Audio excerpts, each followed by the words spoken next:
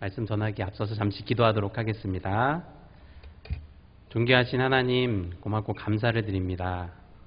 주님의 은혜 가운데 17년 동안 행복하고 기쁨으로 네팔에서 잘 사역하고, 또 이렇게 귀하고 복된 날 광주 순복음교회에서 말씀과 간증을 나눌 수 있도록 주님께서 인도해 주셔서 감사를 드립니다. 오늘 말씀을 통하여서 주님의 은혜와 위로가 임할 수 있도록 주님 축복하여 주옵소서. 감사를 드리며 존귀하신 예수님의 이름으로 기도드립니다. 아멘.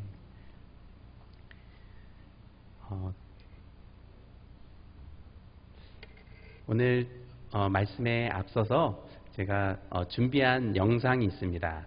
이 영상을 보시면 이제 카트만두를 중심으로 해서 네팔 동쪽 그리고 남쪽에 이렇게 정기 방문을 통해서 지교회들을 방문하고 그곳들을 이제 세우면서 지방 사역을 진행합니다. 그래서 전반부에는 지방 쭉 돌면서 하는 사역 모습들이 나오고 새로운 교회들이 세워지는 모습들이 나오고, 이제 후반부에 가면 이제 카트만두 RTN 교회를 중심으로 해서 교회들이 어떻게 세워져서 어떤 사역들을 하는지 짧은 한 3분 36초의 영상입니다. 그 영상을 통해서 저를 다시 한번 소개해 드리고자 합니다.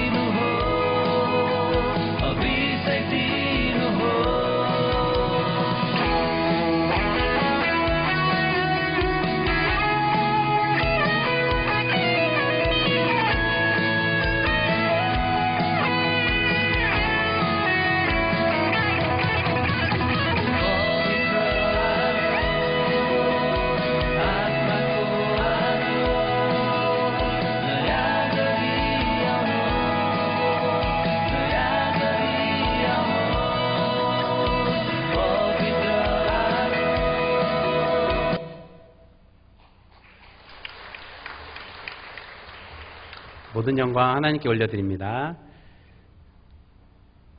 예, 네팔에서도 코로나가 장기화되면서 이게 좀 이게 뭐라고 해야 되나 좀 위기감도 많이 느끼고 좀 어려운 가운데 지내게 되었습니다. 그러면서 성경 말씀을 쭉 읽는데 사사기를 읽으면서 참 이 암울한 시기, 거룩한 선지자도 없고 제사장도 없고 그리고 하나님과 좀 멀어지고 자기가 원하는 대로 소견에 오른 대로 행했던 그 시기를 좀 이렇게 묵상하게 되었습니다. 그러면서 참 어둡구나 그런 생각을 했는데 마침 또 성경 룻기 1장에 쭉 보면은 엘리멜렉이라고 하는 사람이 나오미를 데리고 말론과 기럐을 또 데리고 모압으로 또 이동하고 그곳에서 가장인 엘리멜렉이 죽게 되고 또 나오미와 그 두 아들만 살다가 며느리 오르바와 룻을 또 이렇게 며느리로 데려왔는데 두 아들 말론과 기럐도 또 죽게 되고 결국에는 나오미와 오르바와 룻만 이렇게 남게 돼요. 참 이 어려운 이런 상황이 네팔의 코로나 상황과 좀 비슷하다라는 생각이 들었습니다. 왜냐하면 네팔이 아시아에서 가장 가난한 나라 중에 하나고 지금 현재 GDP가 1200불입니다. 제가 네팔에 2005년도에 갔을 때 GDP가 한 300불 정도 됐는데 그래도 많이 성장해서 1200불입니다. 우리나라가 1977년도에 1000불을 넘어섰습니다. 그러니까 우리나라 1977년대 모습과 현재 네팔 모습이 비슷합니다. 그런데 카트만두 중심으로 경제가 발달되어 있기 때문에 지방은 아주 어려운 실정입니다. 길도 많지 않고 또 어렵습니다. 의료시설도 좋지 않고. 그런데 코로나까지 오게 되니까 사람들이 많이 두려워 떨었습니다. 이러한 어려운 상황만 있으면은 은혜가 되지 않는데 오늘 성경에서도 보면은 좋은 소식이 들렸습니다. 하나님께서 야훼께서 자기 백성들을 돌보시사 양식을 주셨다라고 하는 소식을 나오미가 듣게 되어 이제 고향으로 돌아가려고 합니다. 그러면서 오르바와 룻에게 이곳에 남아서 새로 가정도 꾸리고 남편의 위로를 받아라 라고 얘기합니다. 그래서 오르바는 그곳에 남게 되고 아닙니다. 룻은 아닙니다. 어머니의 하나님이 나의 어머님이 되고 나의 하나님이 되고 어머님이 어느 곳에 가든지 저는 따라가겠습니다. 그러면서 믿음으로 어머니와 함께 베들레헴으로 떠나게 됩니다. 이 말씀을 통해서 네팔에서 참 이게 은혜가 됐습니다. 그래서 오늘도 이 은혜가 된 세 가지를 나누면서 네팔에서 있었던 간증들을 함께 나누고자 하는데요. 먼저로 첫 번째로는요. 보리 추수 시작할 때 돌아왔습니다. 모든 일에는 때가 중요한데 가만 생각해 보니까 나오미가 보리 추수 끝났을 때 도착을 했다면 룻이 보리 이삭 줍기도 못했을 것이고 당연히 보아스도 못 만났을 것이고 당연히 결혼도 못했을 것입니다. 하지만 보리 추수 시작할 때에 베들레헴에 이르렀습니다. 마침 베들레헴 도착을 했더니 보리 추수를 막 시작하고 있는 겁니다. 그러니까 룻이 가서 이삭 줍기를 하고 그 이삭 줍기를 통해서 양식을 얻게 되고 또 그 모습을 본 그 보아스와 많은 사람들이 감동하여 보아스와 함께 또 계대 결혼을 통해서 그 나오미의 유업이 회복되고 오벳을 통해서 자녀를 낳아서 오벳을 통해서 나오미의 모든 유업이 회복되고 또 오벳은 이새를 낳고 이새는 쓴 다윗을 낳고 다윗을 통해서 우리 주 예수님이 태어나셨습니다. 할렐루야.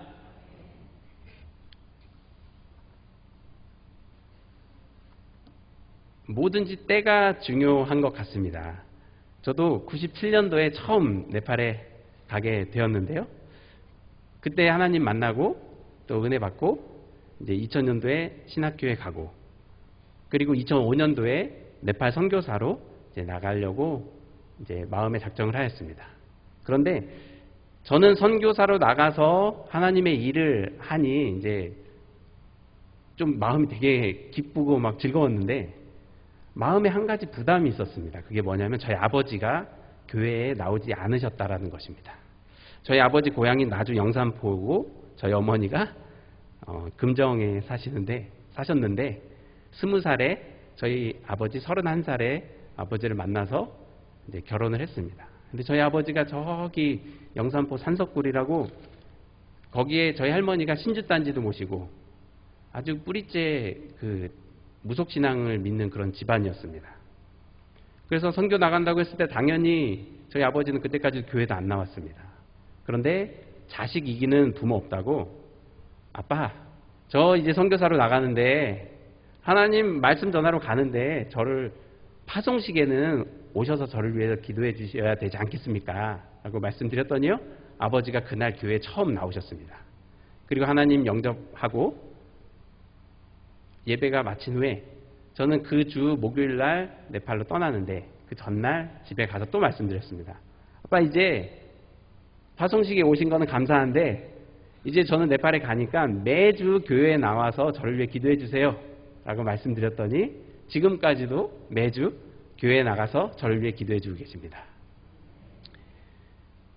2015년도에 네팔에 대지진이 나서 8,000명이 죽게 되고 많은 어려운 상황이 있었는데 저희 어머니가 아들이 네팔에서 고생하고 있는데 아들 힘 얻어야 되니까 침례 받으라고 그래서 물침례도 받으시고 신앙이 조금씩 이제 성장하게 되었습니다. 이번에 선교대회 때 선교대회 참석차 이렇게 한국에 방문했는데요. 저희 둘째 누님, 저희 작은 매형이 이제 교회를 개척해야 되는 그런 상황이었는데요. 저희 아버지께서 조금 모아뒀던 아무도 모르는 비상금을 다 전액입니다. 아마 평생 가장 큰 금액이었던 것 같습니다. 그 2천만 원이라고 하는 금액을 모아서 저희 누님에게 개척하라고 이렇게 헌금을 하셨습니다. 그 모습을 보신 어머니의 간증이 아직까지도 저의 마음에 너무 기쁨이 됩니다. 그렇게 환하게 웃는 모습은 처음 봤다는 겁니다. 마음에 하나님께서 은혜를 주시고 믿음을 조금씩 회복시켜 주셔서 사위 개척하는 데 이렇게 물질도 심을 수 있는 그러한 은혜를 허락해 주셨습니다. 만약에 제가 네팔에 그 2005년도에 가지 않았다면 아버지께서 과연 교회에 나오셨을까? 아마 그건 어려웠을 것 같습니다. 이스라엘에는 크게 3번 추수를 한다고 합니다. 보리 추수를 3월, 4월에 하고 그리고 6월, 7월에는 밀 추수 그리고 9월과 10월에는 과일 추수를 합니다. 나오미가 베들레헴에 도착했을 때는 3월, 4월입니다. 그러면은 그 결정을 했던 시기는 아마도 그 전해 그 과일과 포도가 풍성할 때 하나님의 은혜를 받고 하나님께서 자기 백성을 돌보고 계시는구나. 그때 결심을 하여 그 다음에 봄에 보리추수 시작할 때 도착했다라고 믿습니다. 저희가 항상 하나님의 은혜를 받았으면 그 자리에 머무는 것이 아니라 하나님의 일을 위해서 내가 무엇인가를 해야 되겠다 결심하면 하나님의 때에 우리가 가장 좋은 일을 시작할 수 있을 거라고 믿습니다. 두 번째로는요, 베들레헴으로 돌아왔습니다. 베들레헴이라고 하는 곳은 은혜가 있는 곳이고 그 베들레헴은 교회를 상징합니다. 사실 나오미가 베들레헴으로 가고 그곳에 계속 머물기에는 좀 어려웠습니다. 왜냐하면 처지가 남편도 없고 아들 둘도 없고 며느리 하나 간신히 며느리 한 명 이렇게 같이 있어가지고 그나마 체면은 유지했는데 어쨌든 가장 어려울 때 베들레헴에 오게 되었다는 사실입니다. 사람들이 다 이가 나오미냐 라고 했을 때 나오미도 그 소리를 듣기 싫었습니다. 왜냐하면 나오미 뜻이 희망이라는 뜻입니다. 봐라, 내가 어디 희망이 있냐. 나를 나오미라고 하지 말고 마라라고 해라. 마라는 고통이고 고난이기 때문에 내 이름을 차라리 마라라고 불러라. 그럼에도 나오미는 그 자리를 떠나지 아니하고 베들레헴에 머물며 하나님의 은혜를 체험했습니다. 룻을 통해 보리 이삭 줍기를 하게 되고 보아스를 만나게 되고 하나님의 은혜 가운데 오벳과 이새와 또 다윗까지 태어나는 믿음의 조상이 되었다라는 사실입니다. 코로나로 인해서 저도 매년 선교대회에 참석했었지만 이번엔 3년 만에 이제 한국에 오게 되었습니다. 많은 선교사님들, 많은 한국분들이 의료시설이 열악하기 때문에 한국으로 많이 돌아왔습니다. 그런데 저도 과연 가족들과 함께 한국으로 잠시 나와야 될까라고 생각을 했는데 제 영어 이름이 김이삭입니다. 성경을 자세히 보니까 아브라함에게는 하나님께서 가라. 내가 내게 지시할 땅으로 가라. 그래야만 너와 자손이 천하 만민이 복을 받으리라 라고 말씀하셨는데요. 이삭에게는 내가 이 땅에 거류하면, 약속의 땅에 거류하면 내 자손이 잘 되리라 라고 약속을 주셨습니다. 창세기 26장 3절 4절에 잠시 제가 읽어드리면요. 이 땅에 거류하면 내가 너와 함께 있어 내게 복을 주고 내가 이 모든 땅을 너와 내 자손에게 주리라. 내가 내 아버지 아브라함에게 맹세한 것을 이루어 내 자손을 하늘의 별과 같이 번성하게 하며 이 모든 땅을 내 자손에게 주리니 내 자손으로 말미암아 천하 만민이 복을 받으리라. 그 땅의 거류함을 통해서 하나님께서 복을 주신다라는 사실입니다. 그래서 저도 그냥 지금 아무것도 할 수 없고 사람을 만날 수 없지만 이 땅에 거하면 하나님께서 은혜를 주실 것이다 라는 그런 마음이 있어서 거기에 버텼습니다. 그랬더니 하나님의 은혜가 임하는 것을 경험하게 되었습니다. 저희 교회 이름이 Reaching the Nations RTN 교회입니다. 마태복음 28장 18절에서 20절 말씀을 근거로 한 교회인데 모든 민족에게 가서 복음을 전하라 라고 하는 그런 이름을 가진 교회입니다. 그래서 처음부터 저희 교회의 목표는 네팔에 100개의 교회를 세우는 것이 목표였습니다. 제가 처음 갔을 때 선교사님이 지금 여의도 순복음 시흥교회에서 사역을 하고 계시는 변성우 목사님이신데 그분이 교회를 카트만두 RTN 교회를 세우고 지교회를 3곳을 세웠습니다. 그리고 제가 갔을 때 이미 그렇게 교회가 세워져 있고 그 네팔에서는 엄마 교회, 그러니까 카트만두 RTN 교회, 그러니까 모교회를 엄마 교회라고 하고 지교회를 딸 교회라고 합니다. 이제는 딸 교회뿐만이 아니라 그 딸이 또 딸을 낳아서 손녀 교회까지 많이 성장하게 되었습니다. 그래서 17곳에 이제 교회가 세워져서 예배를 드리고 또 13곳의 가정교회까지 해서 지금은 30곳에서 예배를 드리고 있습니다. 가만 보면 네팔 사람들은 시간이 아주 많습니다. 한국 사람들은 시간에 맞춰서 이렇게 딱딱딱딱 움직이는데 네팔 사람들은 그냥 시간이 너무 많아서 생각도 많이 하고 생각도 깊이 합니다. 그래서 그런지 몰라도 불교가 네팔에서 태어났습니다. 룸빈이라고 하는 곳에 거우텀 시타르타가 이제 태어나고 거기서 뭔가를 깨달았다. 붓더라고 하는 뜻이 깨달음인데 지혜라는 뜻인데요. 그래서 붓더, 그러니까 내가 뭔가 깨달았다라고 해서 그 이름이 지어진 것 같습니다. 이들에게 복음을 잘 전하기 위해서는 어떻게 보면 저희들도 생각이 단련돼야 된다라는 생각을 했습니다. 이번에 우리 서남아시아 총회가 제주도에서 있었는데 주강사로 우리 한상희 목사님을 모시고 저희들이 말씀을 들었습니다. 그때 하신 말씀이 주의 종은 생각을 아침마다 이렇게 갈아야 된다. 이게 생각이 날카로워야 된다. 그리고 마음은 뜨거워야 된다. 이게 네팔 사역하는데 하나의 열쇠가 되지 않을까 그렇게 생각을 했습니다. 그래서 목사님이 항상 신학교에서 강의해 주시면 아주 어려운 부분을 굉장히 쉽게 말씀해 주시는 것. 그거는 저뿐만이 아니고 저와 만나는 모든 사람들이 그렇게 동일하게 얘기하는 부분입니다. 그래서 한결같이 이렇게 잘 설명해 주시고 간단하게 설명해 주시고 또 마음이 따뜻하셔서 누구를 만나든지 사역 잘 하고 있냐, 어디 있냐 이렇게 안부를 물어보시는 것을 통해서 저와 다른 모든 분들이 이렇게 많은 위로를 받게 되었습니다. 저도 네팔에 가서 정말 생각은 좀 더 날카롭고 진보적으로 하고 마음은 더 뜨겁게 네팔 사람들을 섬겨야 되겠다라고 하는 것을 다짐하게 되었습니다. 2017년도에 네팔에 반개종법이 이제 시행되었습니다. 반개종법이라고 하면은 전도와 선교를 법으로 금지하는 겁니다. 힌두는 평생 힌두로 살게 놔둬라라고 하는 것이 그 법의 핵심입니다. 그래서 외국인이 전도하면 비자를 안 줘서 추방시키고, 네팔 사람이 전도하면 법원 고발이 들어가고 재판 과정을 통해서 감옥에 들어가게 됩니다. 그러다 보니까는 복음을 직접 전하는 것은 쉽지 않습니다. 하지만 저희 교회가 지금까지 해왔던 방법대로 하면 전혀 문제가 안 됩니다.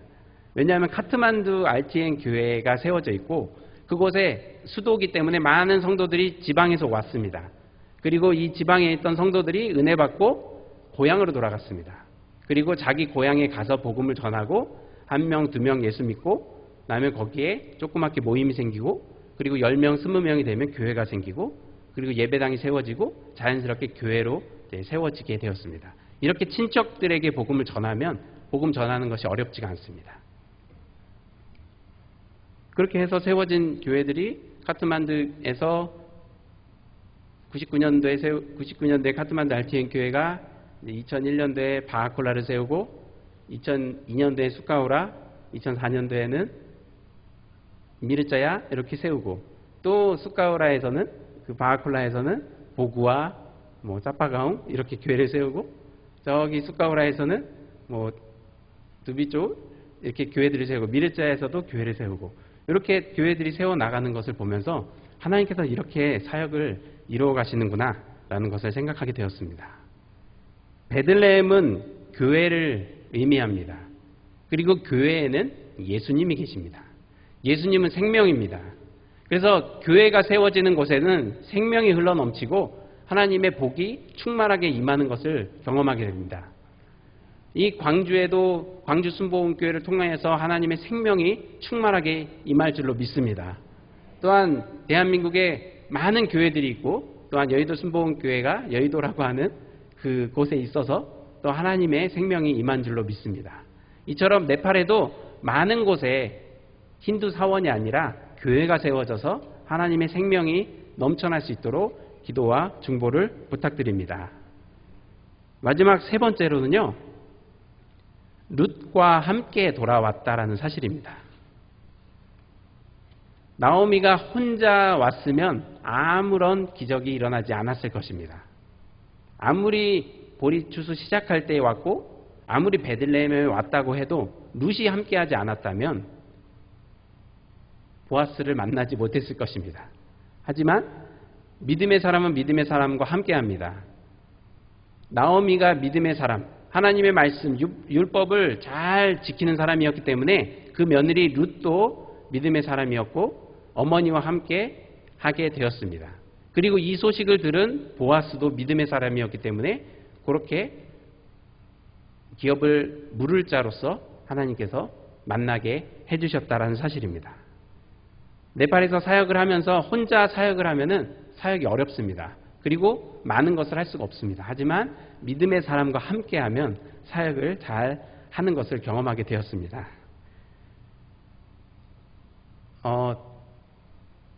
제가 저를 잘 아는 분이 이렇게 얘기 많이 하는데 저도 많이 듣는 이야기가 행동이 많이 느리다, 말이 많이 느리고 그리고 제 이름도 김진만이라서 만자가 늦을만입니다. 그래서 많이 느린데요. 그래도 네팔에 가면 제가 제일 빠릅니다. 네팔 사람들은 더 느리기 때문에 저는 그래도 한국 사람이라서 시간은 정확하게 맞춥니다. 그런데 네팔에 어떤 디모데라고 하는 그 첫 번째 지교회의 사역자, 이분은 정말 느립니다. 저보다도 더 느린데요. 말도 없습니다. 제가 지방 사역을 할 때 차로 한 8시간을 이렇게 운전하고 가는데 그러면은 지방 그 사역자와 함께 갑니다. 제가 운전하고 제가 오른쪽으로 운전하고 왼쪽에 이제 디모데가 타면 처음 탔을 때 잘 지냈냐, 뭐 밥은 먹었냐, 가족들은 잘 지내냐 한 3마디 하고 3시간 정도 가서 이제 아침 먹을 때 되면 아침 먹자 그러면 알았다고. 그리고 8시간 가서 도착하면 우리 다 왔다고 그러면 그러냐. 한 10마디 이상 안 합니다. 목회자가 이렇게 말이 없어서 사역을 할까라고 생각을 했는데요. 정말 믿음의 사람에게는 믿음의 사람이 함께 한다고. 이 목회자가 말이 없으니까 옆에서 말 많은 아주 재미난 형제들이 주변에 많습니다. 그래서 이 목회자는 그냥 웃기만 합니다. 그러면 주변에서 다 일하고 다 얘기하고 그렇게 합니다. 그런데 이 분이 사역한 교회가 바하콜라인데 2001년도에 교회가 개척되고 2010년도에 이제 건물을 딱 지어야 하는데 그곳은 돌산입니다. 그래서 성전을 지을 만한 그런 면적이 안 나옵니다. 그런데 우리 그 집사님 중에 한 명이 건축을 하시는데 이 설계 도면을 딱 주고 요거를 지어 줄 테니까 성전 터를 만들어라. 그래서요, 이분이 그걸 보고 그 성전 터를 만들려고 했더니 돌이 있어서 그것을 다 걷어냈습니다. 그랬는데 바위가 하나 나와가지고 그거는 또 망치로 이렇게 3명이서 돌을 깼습니다. 3개월 동안 돌을 깨서 그거를 이제 다 드러내고 그리고 확보를 하고 그 돌로 쌓아서 예배당 성벽을 쌓고 그렇게 이제 저희들을 불렀습니다. 그리고 저희들이 가서 지붕을 얹어줘서 500만 원 정도의 성전을 이제 봉헌했습니다. 그런데요, 하나님의 또 섭리 가운데 2015년도에 지진이 나서 그게 무너진 겁니다. 그러니까는 이분들이요, 이제는 돌로 쌓은 건물은 안 되고 철골 구조물로 해서 콘크리트 건물을 세워야 되겠다라고 이제 마음을 먹고 그 옆에다가 조그맣게 돌을 쌓아서 또 건물을 올려놓고 그리고 이제 크리스마스 행사 때 면장을 초청했는데 그 면장이 보더니 이 건물 내가 지어주겠다고. 그게 2015년도 크리스마스 때 이야기입니다. 그런데 네팔 사람들 사실 약속 잘 하는데 또 약속도 잘 안 지킵니다. 그런데 이 디모데라고 하는 이 사역자는 그 얘기를 마음에 딱 두고 말은 많이 안 하지만 항상 얘기합니다. 만날 때마다 교회 건물 지어준다고 했는데 어떻게 된 거냐. 그랬더니 올해는 예산이 이거밖에 없으니까 한 1,000불, 한 100만 원 정도 주겠다. 그랬더니 그만큼 또 일하고 그 다음에 갔더니 또 얼마 주겠다 그래서 또 그만큼 일하고 그래서 2015년도부터 21년도까지 한 6년 동안 그렇게 모은 게 18,000불, 2천만 원 정도 되는 그 재정으로 1층 건물을 지었습니다. 그래서 2021년도 1월 달에 저희가 이제 헌당을 하게 되었습니다. 그 면장이 와서 막 깜짝 놀랍니다. 이거를 만약에 우리 정부에서 지으면 한 3천만 원 들 텐데 어떻게 2천만 원이 들었냐. 너무 정직하다라고 그렇게 칭찬하는 모습을 듣게 되었습니다. 네팔에서 사역하면서 이렇게 사역자들이 정말 성실하게 진실하게 사역하는 모습을 보면서 저도 오히려 나도 신실한 사역자가 돼야 되겠다라고 다짐을 하게 되었습니다. 그 미르자야라고 하는 곳에 또 사역자는 또 얼굴이 이렇게 코뿔소처럼 이렇게 코도 크고 이렇게 좀 그렇게 생겼는데 또 마음은 굉장히 여리고 따뜻합니다. 그래서 밤 새벽 2시에 전화해가지고 내가 열이 나는데 이게 안 떨어진다라고 하면요 전화로도 기도해주고 심할 경우에는 직접 오토바이를 타고 갑니다. 그리고 그 지역은 눌려있는 지역이어가지고 인도 국경 쪽이어서 또 정신질환자도 많고 또 귀신 들린 사람도 많습니다. 근데 손을 얹어서 기도하면 귀신이 떠나가는 그러한 역사가 그 사역자를 통해서 이루어집니다. 그랬더니 그렇게 치유받은 사람이 또 그렇게 비슷한 사람 또 데리고 오면 또 기도해주고 하루는 뭐 언니를 위해서 기도해줬더니 그 귀신이 떠나서 동생에게 가고 그러면 동생이 또 전화해가지고 또 기도해주면 떠나가고 마을에 뭐 원인 모를 화재가 나면 저희들이 형제들이 이렇게 한 5명 정도 이렇게 팀으로 가서 막 작정 예배를 드려주면은 또 해결이 되고, 그러한 은혜들이 미르자야에 일어나고 있습니다. 그래서 코로나 기간에 이동은 어렵지만 그 주변에 많이 신방을 해서 그 교회는 뿌리를 잘 내리고 성장하는 모습을 보게 되었습니다. 네팔 사역이 이렇게 쉽지만은 않습니다. 여러 가지 어려움들이 있지만 동역자들의 끈끈한 관계를 통해서 사역들이 진행되는 것을 경험하게 되었습니다. 코로나 기간에 저는 이동할 수 없지만 그곳의 사역자들이 그곳에 남아서 마을에서 복음을 전하는 것을 보게 되었습니다. 마지막으로 한 명 간증만 하고 말씀을 마치도록 하겠는데요. 그 딜꾸마르라고 하는 그 힐레, 그러니까 카트만두에서 차로 한 18시간 정도 가는 해발 2000m에 세워진 그런 교회가 있습니다. 이 형제는 원래 공산 당원이었습니다. 그래서 반정부군 군대에 자원 입대한 형제인데 평화협정이 맺어져서 그 군대는 정부군으로 이렇게 들어오게 되었고요. 자연적으로 그 형제는 이제 제대를 하게 되어서 그냥 일을 하다가 저희들이 2012년도에 가서 이제 집회를 했는데 그때 예수님 성령 체험 받고 신학교 가야 되겠다라고 그렇게 작정을 했습니다. 그리고 이제 신학교 가서 이제 지금은 그곳에서 사역을 하고 있는데 자기가 태어난 집에 썰레라고 하는 곳에도 교회를 세워서 그곳에도 사역을 하고 성도는 한 20명 정도 됩니다. 그리고 힐레라고 하는 그 교통이 이렇게 모여지는 이렇게 중심지 같은 그곳에도 교회를 세워서 한 20명 정도 이렇게 사역을 하고 결혼을 해서 처갓집이 있는 곳에 거기도 이렇게 교회를 세워서 한 20명 정도 모여서 예배를 드립니다. 코로나 기간에 전화했더니 뭐 하냐 그랬더니 지금 전도하고 온다고. 아니 코로나 거긴 없냐 그랬더니 여기는 산이어가지고 그렇게까지 심하지 않다고. 아니 지금 반개정 금지법이어서 복음 전하는 게 어렵지 않냐 그랬더니 다 친척들이고 다 아는 사람인데 고발까지 하겠냐고. 여기는 그냥 해도 된다고. 이게 어떻게 보면은 복음을 전하는데 하나의 마스터 키라고 생각이 됩니다.